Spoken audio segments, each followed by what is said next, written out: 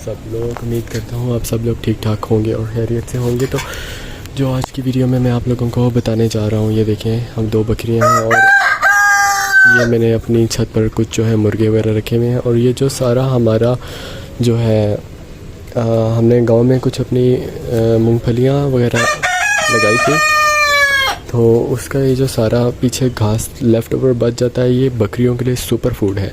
तो ये मैं आप लोगों को बताना चाहता था कि ये अगर आप लोग किसी भी गांव से अगर आप लोग अपनी नहीं लगाते मूंगफली, तो आप लोग किसी से ये ख़रीद भी सकते हैं, क्योंकि ये बकरियों के लिए सुपर फूड है।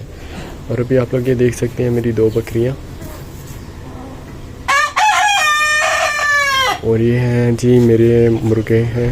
और ये देखिए, ये होता है सुपर फूड बकरियों के लिए। तो ये यकीनन बेस्ट चीज़ है अगर आप लोग अपनी बकरियों को देते हैं। इससे बकरियां बहुत हेल्दी।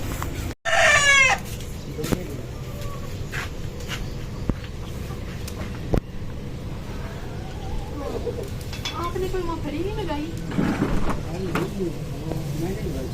नहीं बनी मूंगफली। क्यों?